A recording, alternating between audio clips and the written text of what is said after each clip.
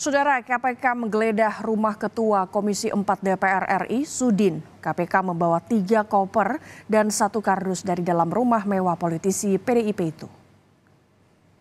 KPK melakukan penggeledahan di perumahan Raffles Hills, Cimanggis, Kota Depok, Jawa Barat.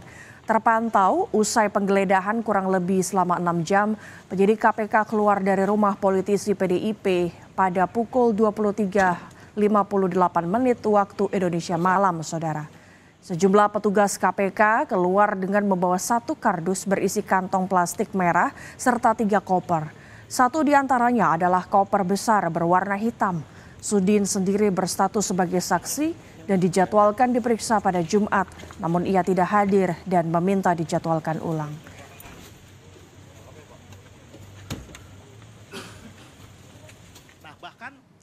Sebelumnya, Komisi Pemberantasan Korupsi menetapkan Wamenkumham Edward Omar Syarif Hiyari atau Edi Hiyari sebagai tersangka suap dan gratifikasi.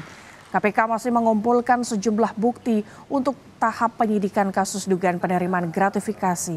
Selain Wamenkumham, 2 orang staf Edi Hiyari dan pemberi suap juga ditetapkan sebagai tersangka. KPK menetapkan status tersangka kepada Wamenkumham untuk perkara dugaan suap 7 miliar rupiah melalui rekening 2 stafnya. Selain itu ada dugaan gratifikasi sebesar 1 miliar rupiah. Kedua perkara itu diduga terjadi pada 2022. Justru Ede lah yang membuka.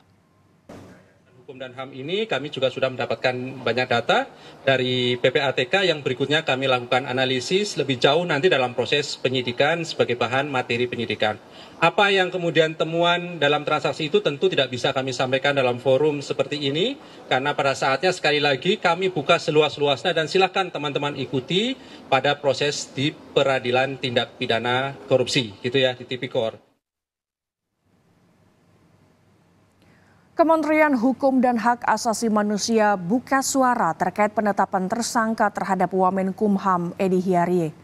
Dalam keterangan tertulis yang diterima Kompas TV, Koordinator Humas Setjen Kemenkumham, Tubagus Arif Faturrahman menyatakan beliau tidak tahu menau terkait penetapan tersangka yang diberitakan media karena belum pernah diperiksa dalam penyidikan dan juga belum menerima sprindik maupun SPDP.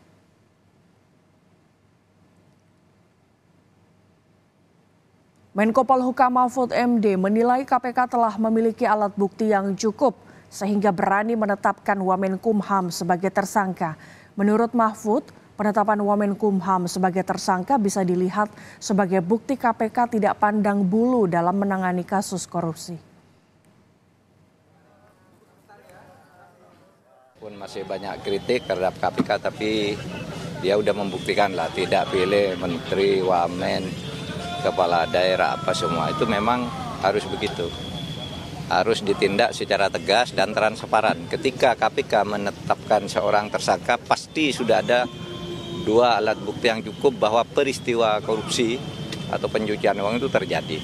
Tinggal nanti menguji alat bukti itu di pengadilan. Makanya saya berpesan nih yang baru yang datang, jangan jadi koruptor.